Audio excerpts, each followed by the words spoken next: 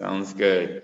Well, thank you all for joining us for this closing. It's been a really great show. Started February and today's the last day. What?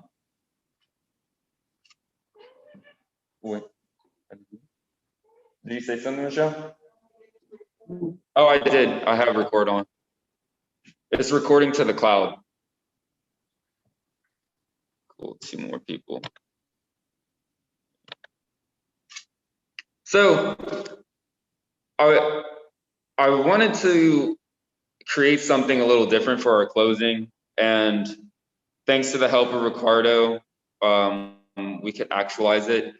The work in the show is super colorful and just very vibrant and intense, and I wanted to make a platform to where other artists could speak about it, almost like a creative critique in a way, how another artist would see someone else's work, and then kind of what's the word I'm looking for? Describe it in their own creative way.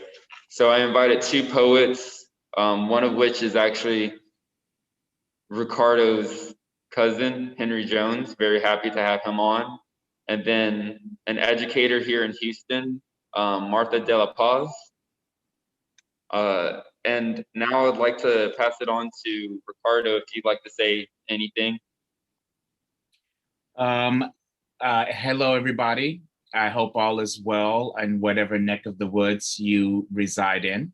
Thank you for being here. It is an honor and a pleasure to, one, do this exhibit and to have the exhibit at the Community Artists Collective. So special thanks to you, Miles, and to Michelle Barnes, Terry St. John, to Denise Lopez, and also to Shannon Teasley, who, and everyone that's at the collective. Thank you for allowing this exhibit to be hosted there. It has just been a wonderful ride the entire time. And thank you to Henry and to you, Martha, for being part of today's festivities. The show is about what's been going on. I mean, I think the work speaks for itself. I really just like to go very deeply into explaining what I do.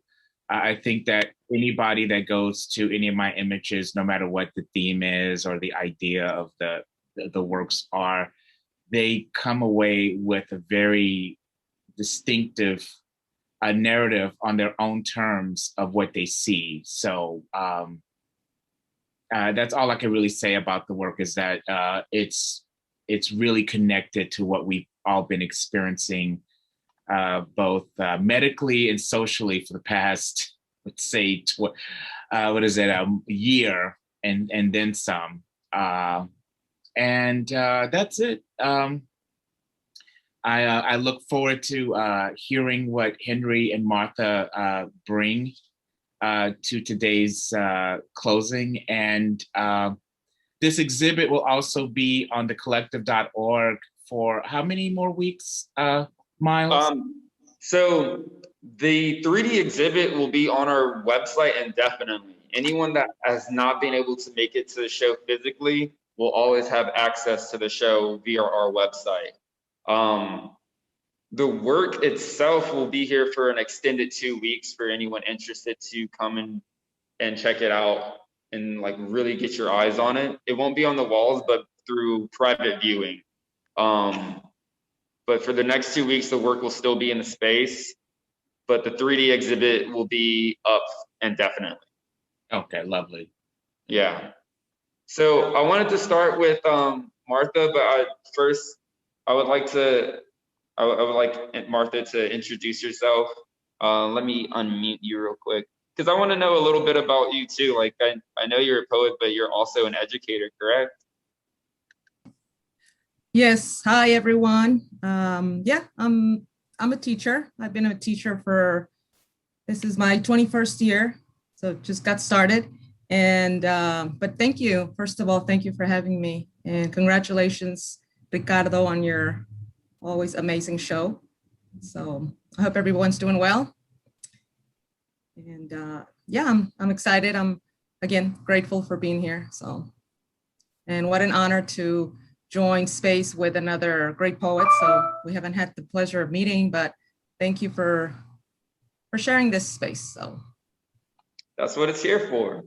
Platform for everyone.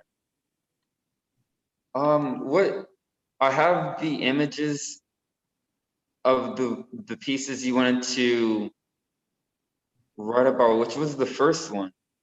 The first one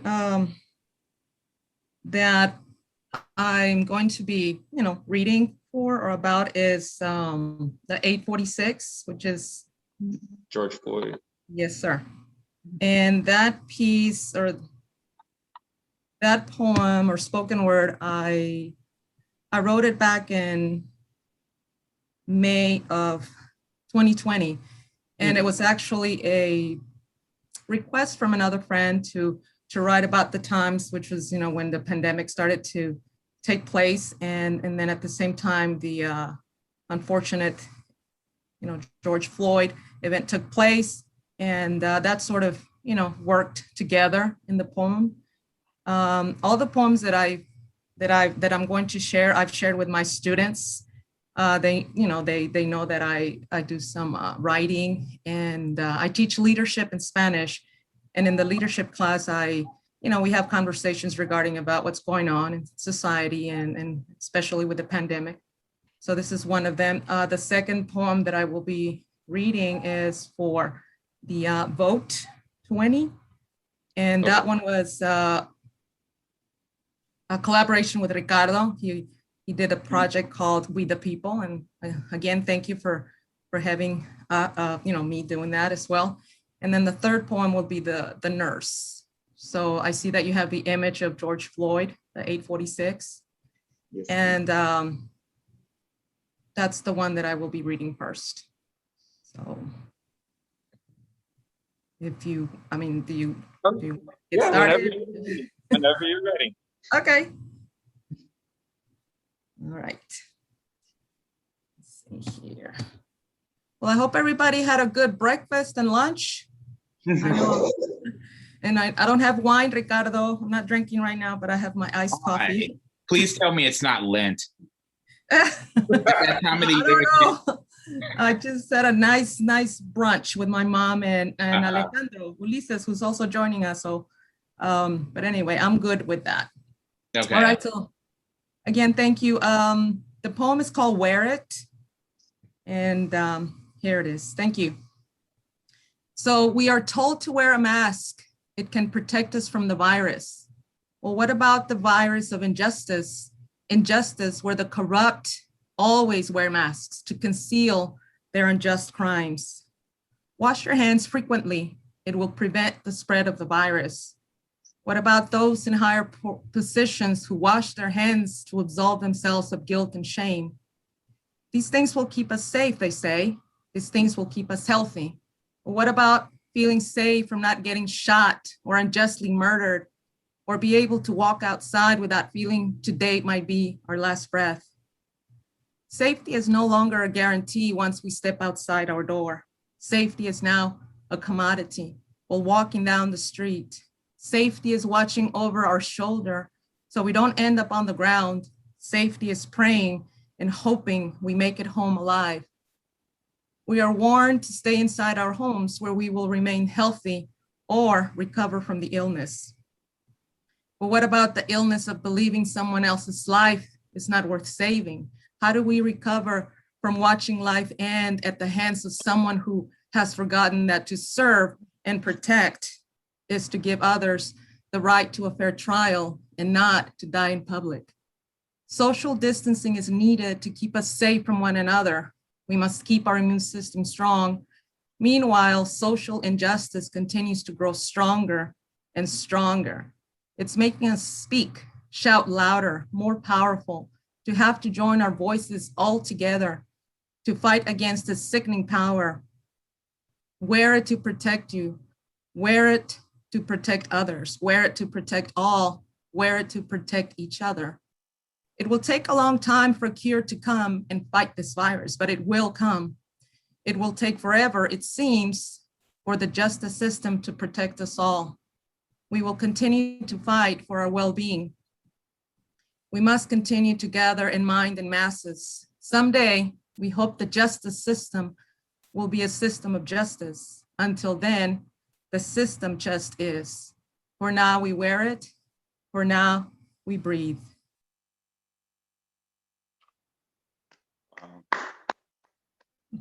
So that's the first poem. Thank you. A really great start. It's I'll say this: when I write my poems, my their thoughts, their feelings, I appreciate that I am being called a poet. I do some writing, but I'm proud to say that this piece was the first published poem. So again, it is an honor to just share my thoughts with you guys and whoever wants to. I mean, usually my audience is 7th and 8th graders, so it's just a different platform. But thank you. No, thank you. That took me aback a little. I'm like, wow, because I heard you're a poet, and hearing you, I think when poets actually deliver the work themselves, it hits differently than someone else just reading it.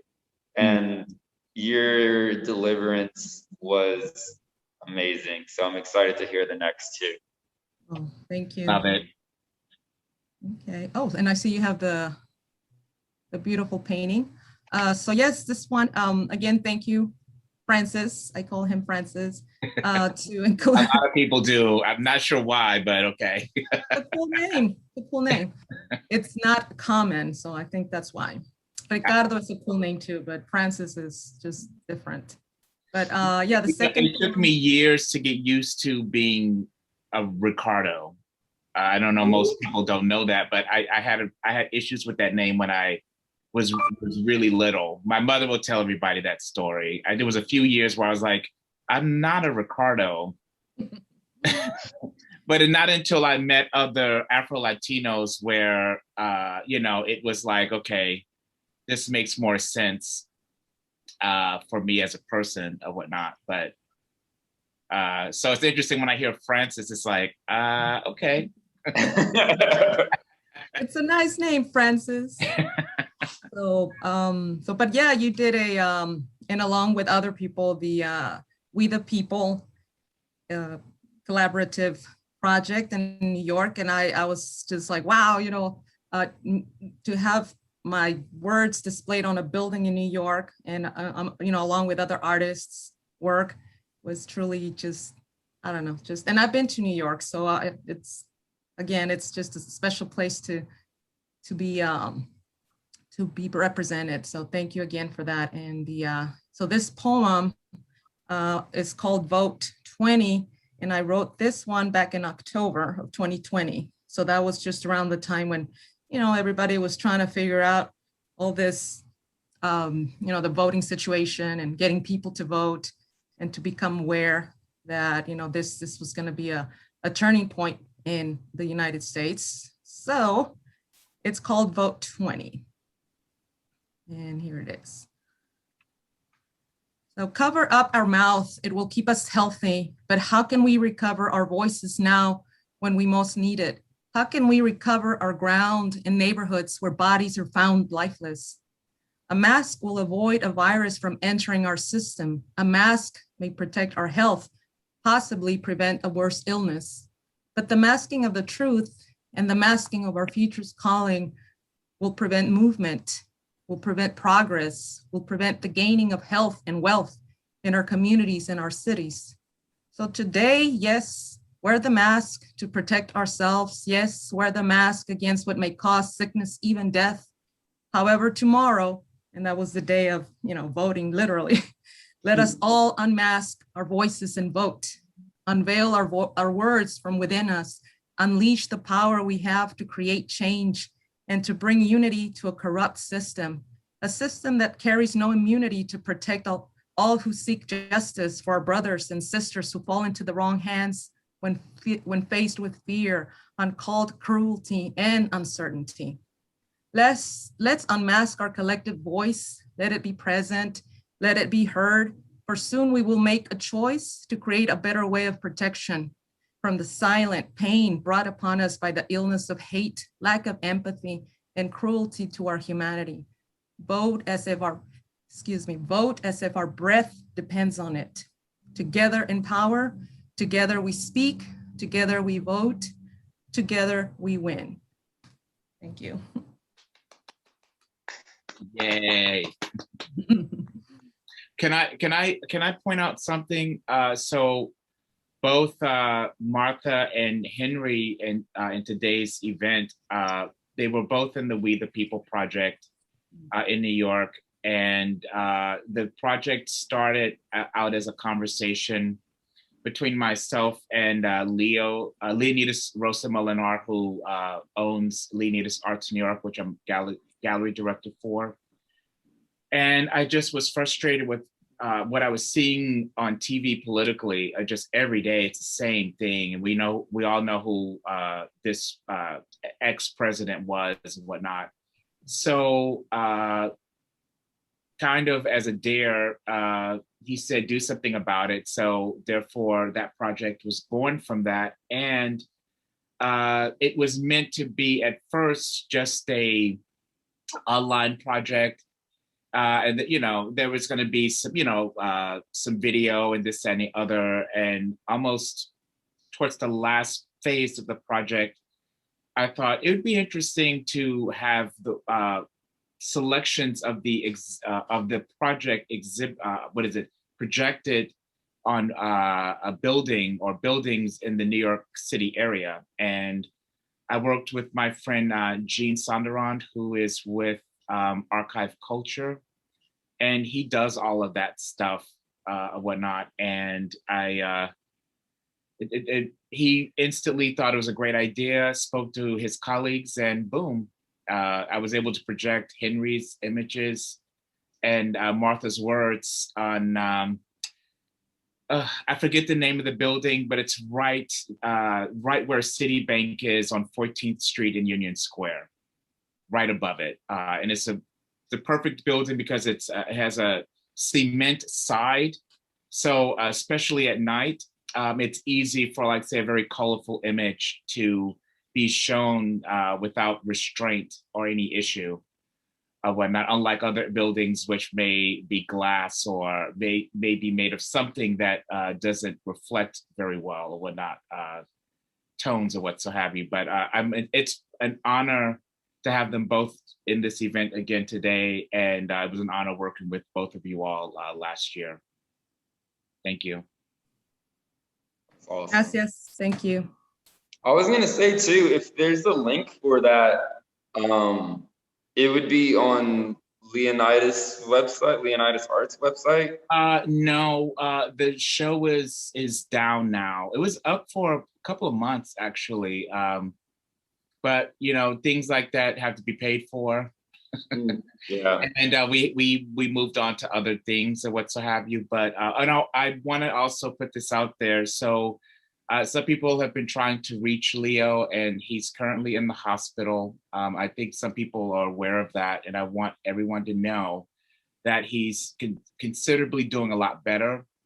He was in an induced coma for about close to a week already, and he's pulling around. So it's not COVID related.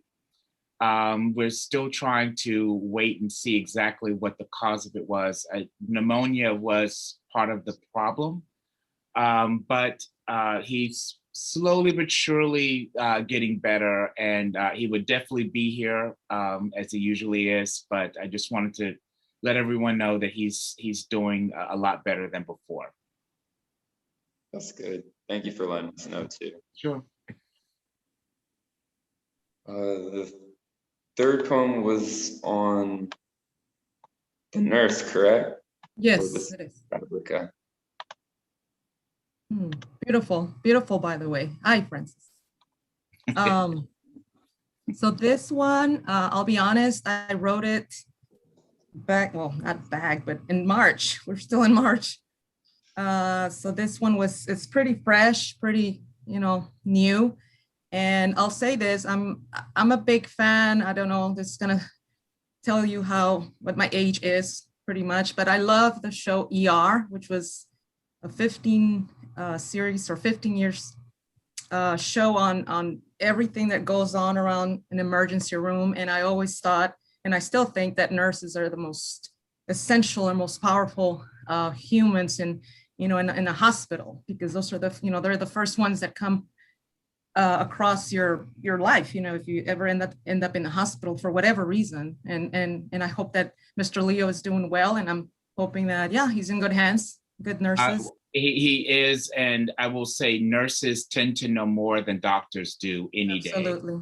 They really do, and I believe are not given the recognition and honor that they should be given. They really do save people's lives, and especially during with all that's been going on right now, they are unsung heroes in the pandemic. And so anytime a nurse is mentioned, no matter what, I definitely listen and hear. I want to hear, because I'm sure that there is a story of definite heroism that's there. Yeah, absolutely. Yeah. They well, I mean, that not only do they heal you, but they, physically, but emotionally, spiritually, they're there for you to just to feel safe. And so this poem was also, I would say, inspired back in, gosh, I don't want to misquote the date, but there was a big crash up in the Dallas area. And recently, the freeze, yeah, right? Yes. And so, of course, watching the images is just overwhelming, and just, it was just a horrible, horrible accident. But there was a story that it just, captured me and made me realize again the value of nurses. A survivor came out, and it was a nurse, and she went to work that same day. Not only did she survive, she got a ride to work. And then later her husband said, "Okay, lady, we got to take care of you." So that was just and I shared this story with my students, just the relentless courage of nurses and anybody who's in the healthcare, and just, it was just it is an amazing story. So bravo to that nurse. So that inspired this poem as well. And it's called Unafraid. Let's see. It says, from the wreckage of uncertainty, you emerge with the strength and courage of an endless thread of hope. You are more than essential. You are a source of healing, a warm voice in the hands where aches and pains first find a place of safety and refuge. There's a serene feeling brought by your presence. There's a peaceful sound placed upon us from your words of comfort. You stand in the front lines as a human shield, ready to save, serve, and protect without any agenda to place you on any political seat or win medals to prove your valor or nerves of steel. Your acts of bravery are fearless, wrapped with compassion and relentless effort. You're calm when needed, or fierce without hesitation, even when you must give your every ounce of care to saving the life of an individual who gets hurt or injured while taking the lives of others without guilt or remorse. This has to be where your humanity battles against your duty to keep a pulse alive or let death take its course. The word selfless embraces your devotion to saving lives or holding the hand of a loved one taking one last breath. You wear your uniform to face the never-ending battle between life and death. You have worn the mask to protect yourself, but now this mask is a reminder of how precious your service to us all is. May your days and nights be surrounded by a halo of hope and the power of peace. Never to be placed on a pedestal, for you rather be in the line of duty, saving lives and risking your own. You belong among the people. You are for the people. We place our gratitude in your hands. where both life and death cross paths every single day. We thank you. We honor you. Without you, we face a wreckage of despair. Thank you. I need to say that there's a, the part where I talk about how a nurse or anybody who has to save a life, even those who themselves are, not victims, but the cause of death. So yeah. The recent tragedy at the grocery shop in Colorado. I mean, even I don't know, the person who did this had to receive, some type of health assistance, and that's where I pictured a nurse or someone providing even care for that person. So that must be really, really just difficult for a nurse or anyone who's in that position to give aid. So that was my poem for the nurse and nurses. Thank you so much, Martha. And that's a really interesting observation that I've never thought about. Like, yeah, you're totally right. These, even when this is crazy to say, like mass shooter like gets injured, a nurse has to help them essentially. It's like that's a super conflicting battle that this person has to take on. Yeah, it's wild, like wild to think about. Yep. But thank you for allowing me to share my thoughts, my feelings, my words, and I wish you all well and health and a little bit of wealth. Why not? I feel that. A lot of wealth. Money's good. Money's good. Yeah. Wrong is made honestly. And I tell my students, it's silly, but I always say, drink plenty of water and eat some vegetables, and I have to remind myself of that. But seriously, take care of your health, out there, and just take care of each other, and continue to do our best. That's all we can do. And thank you so much. Thank you. That was a delight. Truly. I feel like you should do more poetry in public because that was amazing. Those are words of encouragement. So I will take it to heart. Thank you, Joshua. Henry, how are you doing today? Hello, everyone. I'm glad to be here. I really am and feel honored. Would you like to introduce yourself to the audience and a little bit of what you do? And also, like, you know Ricardo more than most of us. Like, well, Ricardo and I, we're cousins. And his mother, she said, my son is an artist. And we'd been on, Portia and I had been on Facebook interacting and all. And I was like, wait a minute, whoa. There's another artist in our family. So I got really excited and everything. And then infestation. Yeah. So, I mean, it's like I kind of equate it to like when you go abroad and then you find someone from your country. And first you're fascinated, by that country, the food, the language and everything. And then you might feel overwhelmed, but then when you meet someone that's from that country, from your own country, you're like, oh, okay, yeah, all right. And you can kind of exchange notes and all. And, at first I was like, well, wait a minute. So I'm looking on the branches and like, who's this and all that. And I was like, oh my God. And then I never told Ricardo this, but I was like, oh man, he's an artist. Yeah. And then I saw his work, fell in love with his work. And I was like, yeah, and he's got a shaved head too, yeah.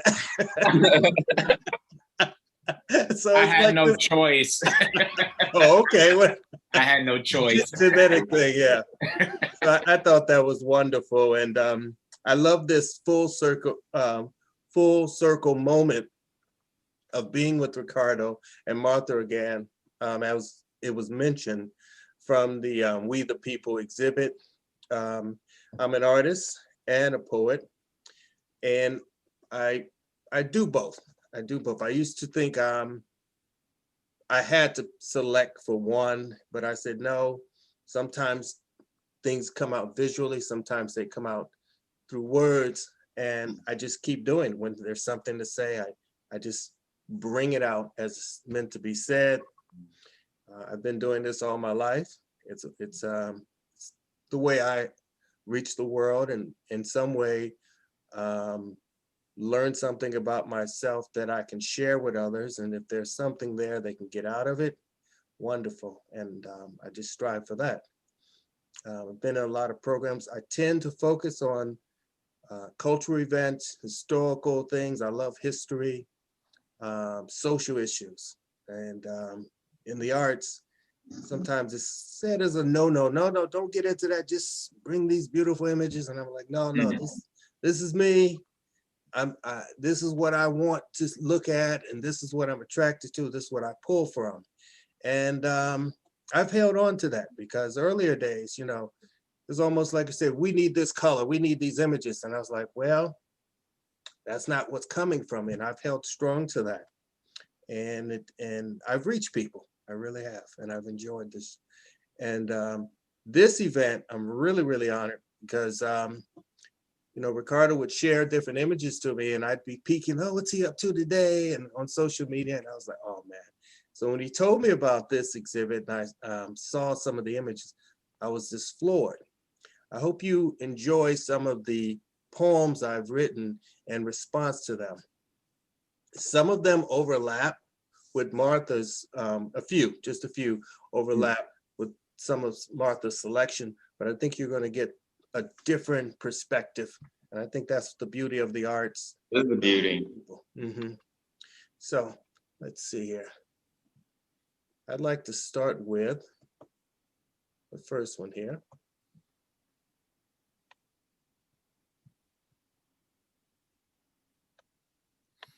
Okay. This is inspired from the Nurse piece. And this poem is titled Beyond the Veil. I have had, before I start, I've dealt with different medical situations. I've dealt with a lot of death in my life, so I'm very familiar with the hospital. In fact, when I was in college, my major was biology.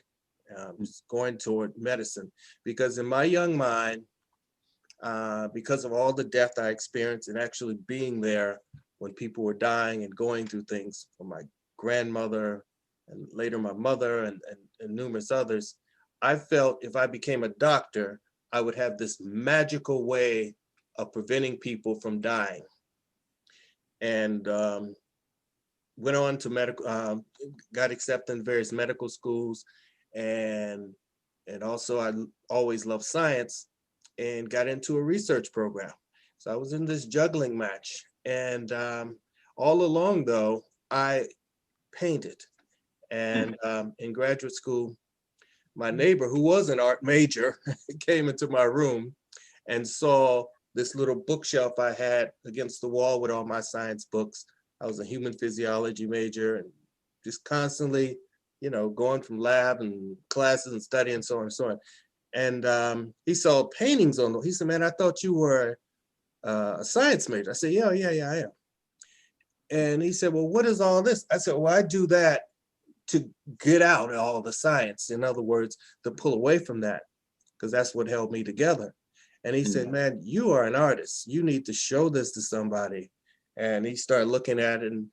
And that's what I actually took a leap of faith, of leaving the sciences and changing to pursue the arts instead of medicine. And many family members like, oh, no, go ahead, be a doctor, but I just said, this is what I wanted to do. And I was afraid, but it was a leap of faith. And I have not regretted it. It's been difficult, but I have not regretted it. So this particular painting hit home when I saw that nurse, because it reminded me of the many nurses that I've seen and spoken with, and it's so true. Nurses do save lives because they are there. So here's my poem. Let me shut up. It's titled Beyond the Veil. A hand not afraid to touch death, clinging to life for hours, still hoping, applying balms and prayers, whispering, telling you to hold on. Precious life never thrown away, found a journey worth traveling. Fight for this life is worth saving. Listening to the beating heart, struggling along to push blood, seeking courage beyond the veil. The eyes, pupils looking for hope. The whites become filled with yellow and blurring the sight as weakness. Strikes at the flesh as though death is near. The fight seems useless, but this hand clutches tighter. A firm grip which says, hold on, hold on. Your wait is worthy. It's not time. For your journey, this is the beginning. I am here for you, waiting, waiting for you to come back from the veil between life and death. That's the first poem. Beautiful. You all right over there, Miles? Hey, we have a guest right now in the gallery, and he overheard all of this. And yeah, both. Okay, and this next one is, this poem was inspired from the painting, Our Vote, the voting painting, Ricardo's voting painting. Vote, just vote. We march with weary legs, not counting the distance. We fought with all our might, not concerned about wounds. We sang with open mouths, with chapped lips. We died so many times, falling into unmarked graves. We hid too many times to seek a path of justice. We ran from the fears and hatred. We gathered to keep each other strong. We cried to give comfort to who we lost. We pulled each other up for strength. We held on, we held on, we held on. We screamed for justice over and over again. We read to understand and keep reading. We found many paths to follow. We lost so much and take nothing in vain. We reached deeply toward our roots. We prayed and prayed and prayed, followed with action. All we need you to do, all we need you to do, all we need you to do, my child, is vote. Just vote. Thank you.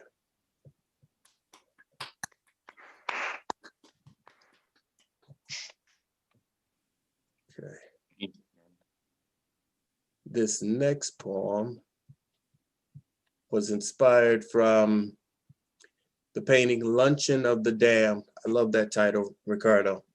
Fool's Paradise.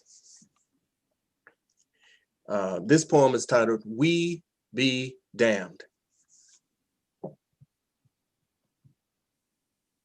We're trapped in this cage of a room filled with everything we need or want for our desires to fill our noses with this sweet scent of so much delicious fruit.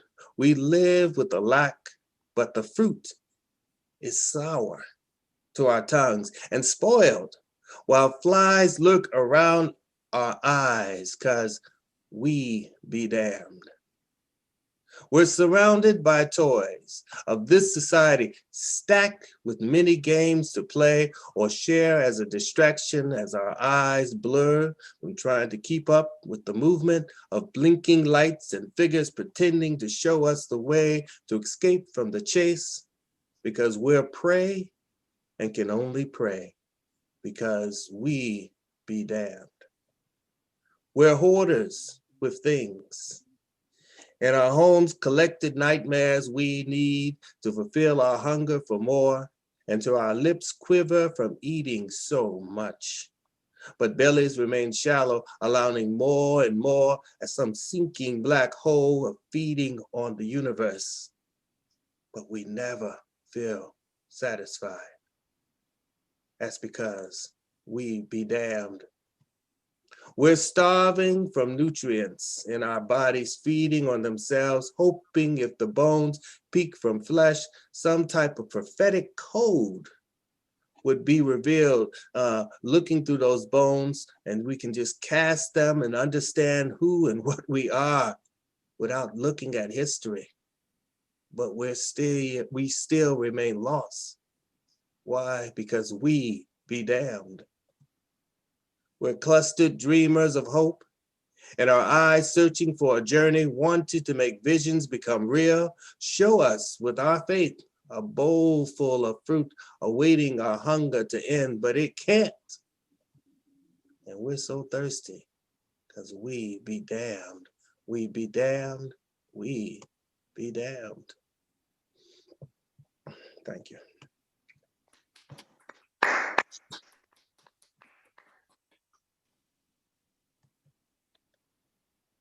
This next poem was entitled from the painting Ready for the World. You know, when I look at Ricardo's work, I see these wonderful striking colors and layers, these different realms and layers of imagination. And then I'll look into different corners of the piece and I'll say, what is that? And I'm just I get overwhelmed, but then it's almost like I see it as I'm that child, you covered my eyes and then you placed me into this field of wildflowers. Then I wake up and I've never seen wildflowers. And then that blindfold is removed. And then I look around, it's like, oh my gosh, but I'm just surrounded by it. So I'm really excited when I look at his work. The poem, Ready for the World. New-born man-child, released from the folds of heaven, slip past the flowing rivers, baptized in tears, pain erupted, dangling cord of life cut to feed on the world's jewels. Chase after shiny dreams and hope, naked flesh reveals the marks of shame, scratched and cut into with words from society to teach the child, you ain't worthy. Make the newborn scream until nothing is heard but this trapped silence and hatred for mirrored reflections of self, seeking a balm for many cuts which don't seem to heal. But with each leak of blood seems to again and again reveal a trail leading back to the gates of life when you decided whether you would fight or die as a man or a child. Thank you. Beautiful. Thank you. Let's see. This next poem is titled The Games. And it was inspired from the painting Truth and Consequences. I'm so glad you wrote on this one. Okay. All right. The game. And the winner is, and the winner is, and the winner is no one. Truth has no place in this game. No, it doesn't. Racing along the edge, trying to keep up, protecting the lies told to keep ahead of the game. Generational myths turn into rituals and spun folklore until so many lies seem like truth, because passed along many lips, believing if the words are said again and again and again, just enough times, it'll be believed. Like some ancient mantra, which echoes on the wind, blowing everything your way. All the past pain and joy gathered, twisted up inside you, hoping those currents which gave you this become a healing breeze, like a warm spring day awakening from winter's chill. But you slept in the lies which gave you comfort. There's nothing to awaken but sorrow and death. As you want this new season to bring you hope and dreams, instead the cold in your bones, deep in the marrow, beyond the reach of warmth, like a flu symptom, is still the death of truth. It's in your blood now, a septic flow, always stirring your delusional thoughts. They want to bring your fever down as life slips away, but you can't let go, won't let go of the end, or the end of the game. But it's all an illusion. I hope you heal. Thank you.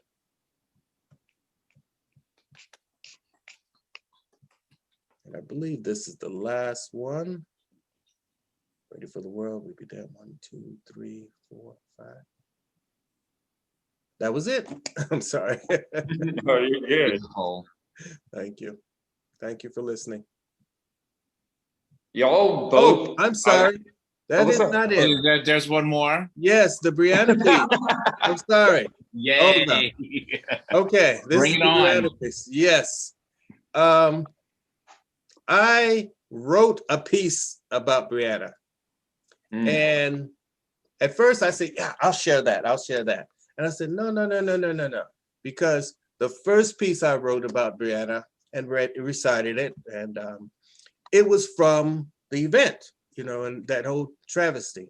But I looked at Ricardo's painting and I was trying to pull out something else, bring out something from his painting, using his painting as a portal to that painting versus the newspaper articles, the news footage and all that. So here's the piece. It's titled Knocks. Knocks pounded on the door like demons trying to break free. Sleeping bodies rise wondering, who's trying to break in our house? Sleepy eyes look for clarity. The new day comes closer to dreams. Her body's warm, aching from the long night. Twisted sheets cling and wrap soreness. Welcome any soothing holds for relief. Whispers of youth, sleep, my darling child. No fear. We killed the monsters in your closet. Tomorrow the new day comes closer to your dreams. Knocks at the door, louder, still banging, more. Breaking apart sings in her sweet dreams. Startled eyes widen, crusty edges, sleep cracks. Whispers from youth, awake up, it's morning. It's time to wake up and try to remember.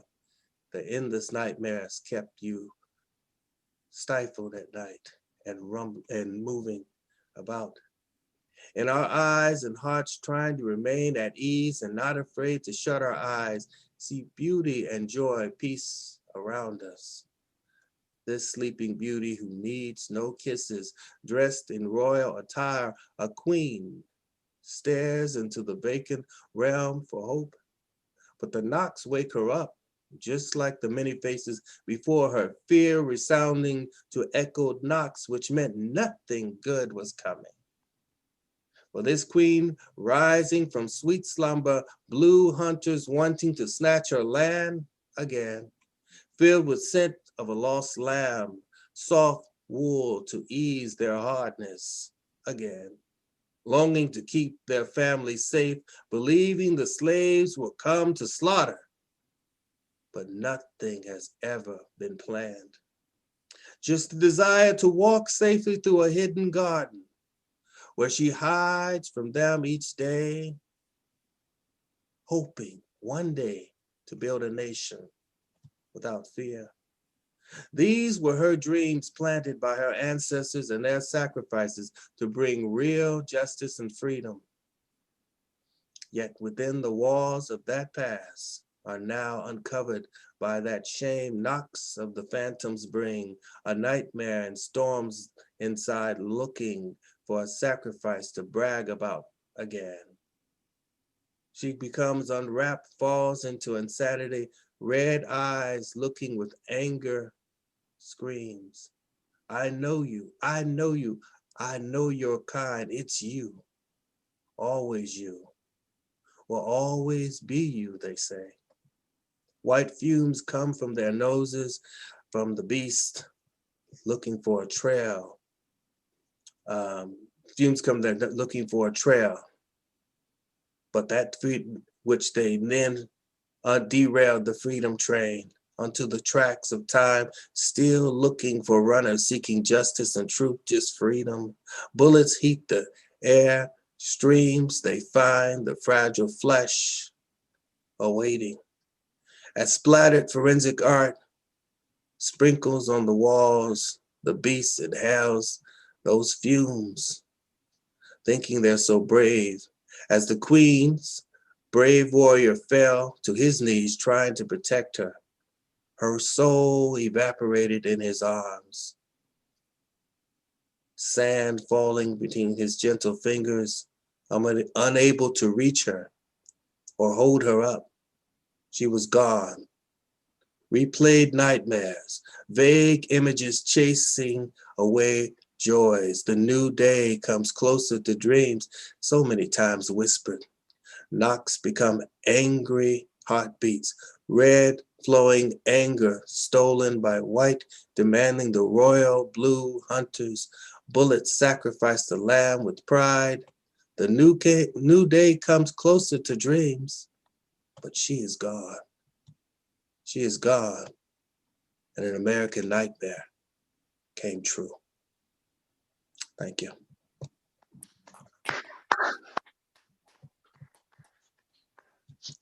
Oh my God, that was moving. I wasn't supposed to cry today. God damn you, Henry.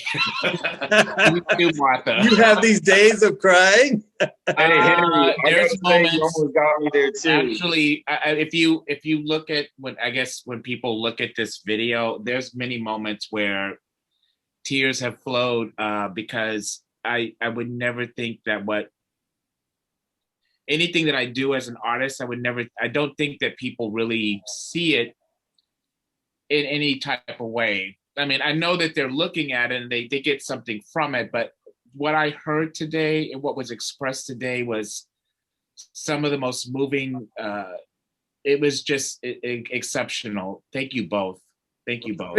Ricky, I have to chime in and say that I'm just almost, in tears as well over here. I mean, this has been so touching, endearing, and yes, it has. Oh my God, I would just wish more people could have heard it, really. And to think that we're putting this on YouTube, so they will. Well, Martha, and I was just looking at the pictures and, listening to Martha and Henry, and I was thinking, wow, they got that out of just looking at those and I'm pictures, astounded. Yeah. And it was so touching. I am too. I am so astounded. Thank you all so much. I have truly, truly enjoyed it. I mean, I've taken Ricky to just about all of his shows when he was, growing up, and even his shows after he's been a young man. And I think this one probably has been the best that, I've truly enjoyed. So, and I'm not even there in person, This has been so touching. Thank you so much, Martha and Henry, and everybody that's a part of this today. And I thank God. Thank you, Henry, and thank you, Martha. Really, And you Martha, too, I really Joshua. Props to both of you all. Yes. And you too, Miles. And you too, I appreciate Michelle. it. I really hope you, Henry, and Martha like continue on your artistic career. Martha, I'm serious. I really hope I get to hear more of your work. Like, I'm honored that you performed, or that you just got to perform this for us today. Really. Yeah, this is beautiful. It is beautiful. If I may, looking at everybody, I teach 7th and 8th grade, and most people go like this, like, why? Why do you? And I say, well, why not? I mean, at one point we were all 7th and 8th graders. So with all this talent and artistry and words of wisdom, I want to just take this moment to say, thank you and congratulations again, Ricardo, but take this and share with the youth. If there's ever been a time, it's now. It's always, but now it's like they need to hear our wisdom, and you need to hear their wisdom. Trust me, there's plenty. Absolutely, just visit schools. I don't know how, the Zoom thing here is amazing at times, and it's overwhelming too, but technology can go a long way. So go back to 7th and 8th graders and even younger people, and then college or high school, because they're facing this whole world change. It's not just Texas or the United States, it's the whole world, going through this. So I just, as a teacher, as just a human being, go and encourage the kids, the young people. Yeah. And so there's wisdom there, and a lot of questions and a lot of stories and a lot of joy and a lot of sadness. Right. Yeah. There's a lot of competition for time. And I think what happens a lot is that there's not been given enough time to bring things in and kind of rationalize or even digest feelings and thoughts, because we're getting more it just keeps hitting. Yeah, and we're just inundated with so much. It's just it is overwhelming. It is overwhelming. I do want to say this, and this is based off of what you just said, Martha. I feel like in the current generations that are part of the Black Lives Matter movement, especially, it's been a beautiful thing to see so many different groups of people, whether Black, white, Asian, Latino, all over the world, that are like we're done with hatred. And it's unfortunate what's happening also right now with the recent anti-Asian violence that's out in the atmosphere. But we all have to combat this by spreading love and spreading understanding and tolerance to others. And absolutely, and that's just in conversation like this, having just, when people, sometimes I do always believe that God puts people that sometimes are not in he brings us in a situation with people that need to learn something. And you may hear something you don't like, but I find when I'm in those situations, I try to be respectful. I listen, and then I try to say, hey, look, it's better or you may want to try to do this instead, because, it'll be a better outcome or whatnot. And I find that and sometimes when I've done that with others, for them, it was a learning experience, and they left feeling like they needed to change or make a change for themselves or whatnot. So with my work, my artwork, I only express myself the best that way. I'm not a great orator. I try to be a good person, but I think with my art, I really try to say what I need to say about humanity and about where we all have the same needs, we all have the same wants, we all have the same desires, we all are equal, and we all mean something, no matter what our life paths or our identities are. And again, I don't understand why people do this to each other. If someone is not, say, your race or your, sexual identity or this and the other, no one is trying to force you to be anything that you're not. It's just a matter of people have to learn to respect each other. And my work will always be about that. And what I definitely am getting today from what the poems I heard and was so moved by is that it's the same thing about everybody respecting each other's humanity and each other's place in this existence, in this world. So thank you again. Thank you for creating this beautiful art too, Cuz. Right. It's called unconditional love, Ricky. Mm-hmm.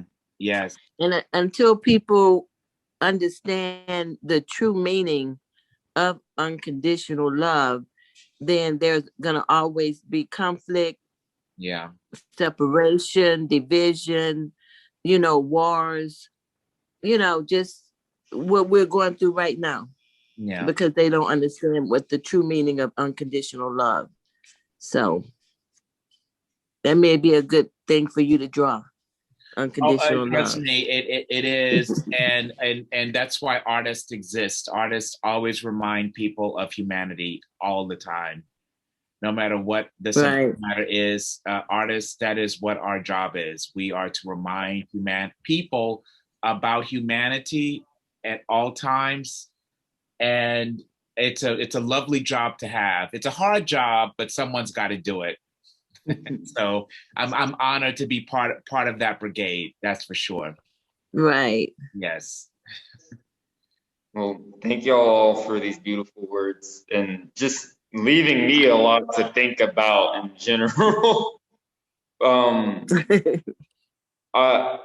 Before I close the chat, I would like to ask, like, Ricardo, what's the rest of the year looking like for you? Any upcoming shows? I know that your show in New York is actually closing today too. It actually closes tomorrow.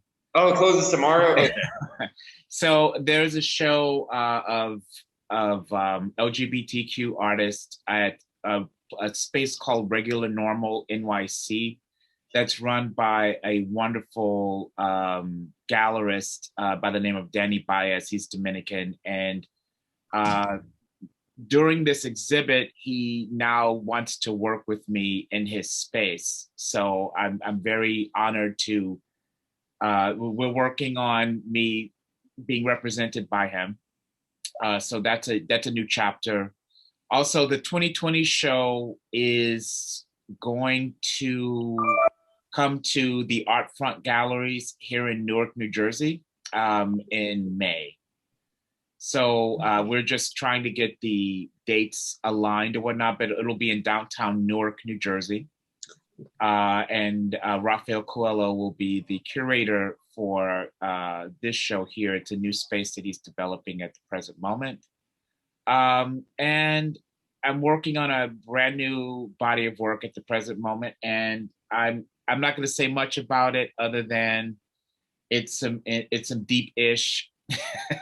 And I'll be sharing, I've been sharing already some images here and there online already, but I haven't even really shown the really intensive stuff yet, but it's coming. You'll know more details on it in the very near future. Please keep me posted, man. Well, thank you all for joining in on this. I don't even really have words. I'm just like, wow, this, when I wanted to formulate poetry and visual work together, I knew I knew it was going to be an experience, but having you two speak today was the experience that It a was. little more than what I was like expecting. Like this surpassed the feeling that I would get from this, just Thank you. meeting wordsmithing with painting. And y'all have made me realize that this is something that I would like to continue. Right, me too. Further exhibitions, like this is like a program that can really make strides here with the collective. So thank you, Ricardo. Thank you, Henry. Thank you, Martha. Thank you.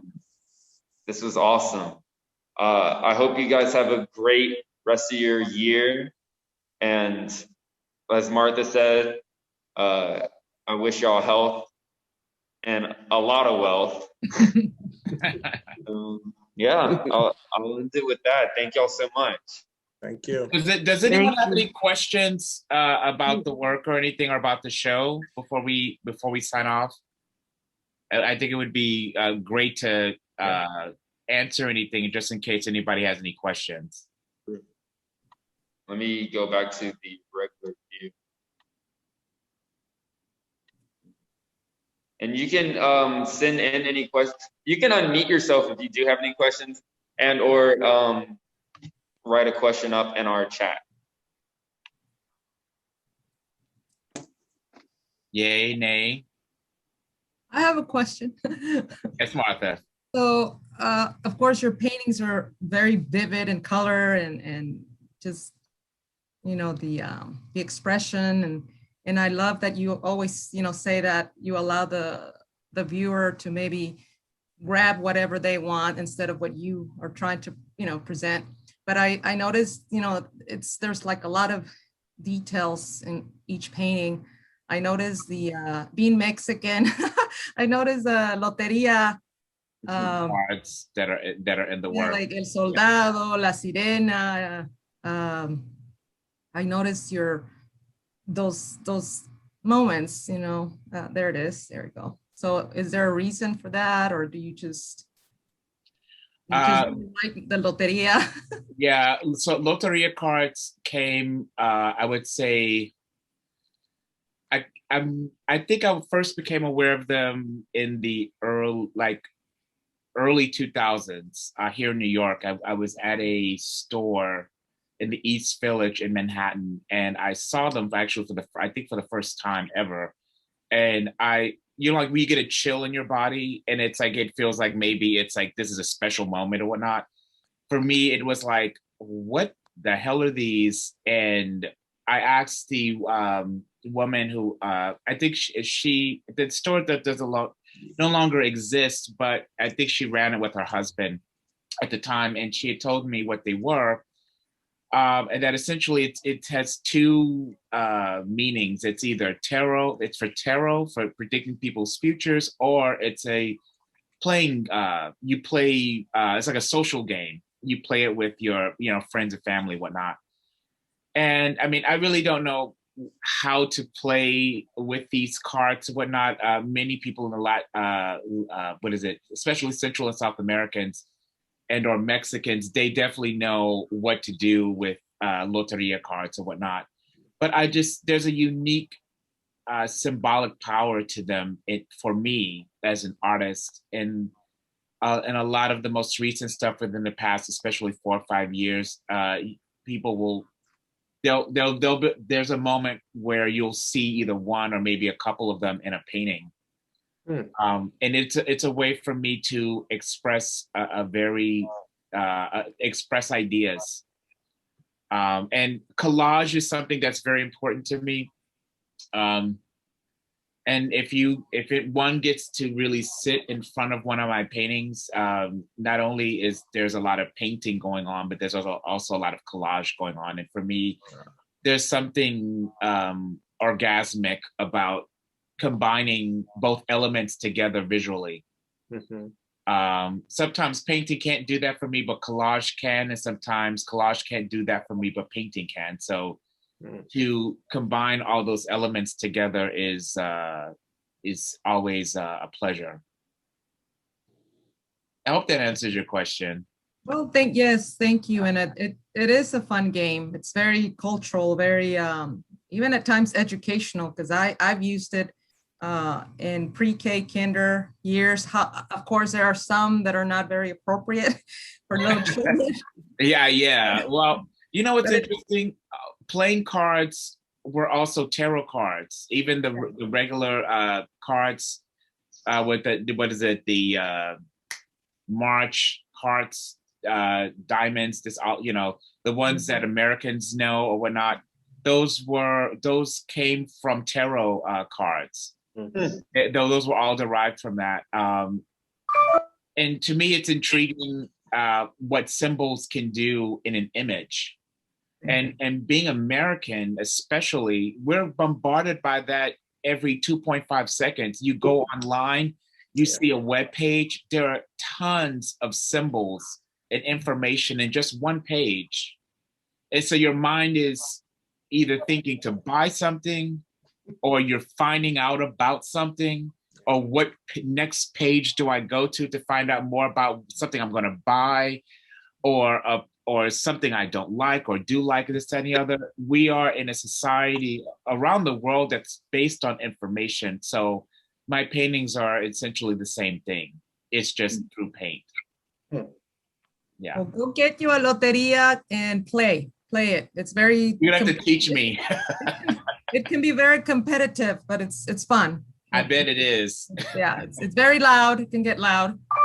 And but you learn a whole lot about the people around you. Yeah, it's a very social game, and it's a very again, it can be competitive, fun. You eat, you drink, and you might win some money, or just play with beans. You can play with beans, because you have to put the as they call the cards, you have to find the actual image on the cards. It's fun. Okay, I will be your student for that, because I gotta learn how to play that game. Come to Houston so we can play. Yeah, I've learned a little bit about it, Martha, since I've been living in San Antonio, but I haven't mastered it yet. So I'm still working on it. Cool. My coworkers are training me. Yeah. Play is fun, but you got to follow the guidelines as well. Some people don't know how to play. Yeah. So anyway, but thank you again, Ricardo. sure. Thank you very much. Wish you the best, whatever you're working on, and look forward to whatever is next with everyone, and just take care of each other. So thanks again. And thank you, Mr. Henry Jones. Thank you, for your Martha. words. Thank you too. Thank your work. Thank you. Thank you. Well, y'all take care. Ricardo, I'm gonna be texting you in a second too. So. Okay, and thank you. God bless everybody. Thank you, Miles, for a wonderful job curating this exhibit. It's beautiful, and it's been a pleasure working with you, man. Really, it's been great. I hope that we continue to just be able to talk. We will. We will definitely work again. Joshua and Ricardo, I just checked. We the People Art Show is still up and running. It's still up? Check it out. Oh, good. Okay, good. Great. It's www.wethepeopleartshow.com.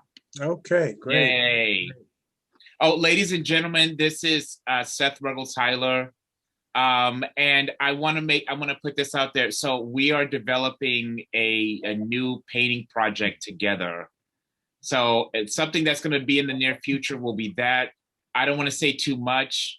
And Seth, you can't say anything at the present moment. But it's gonna be awesome.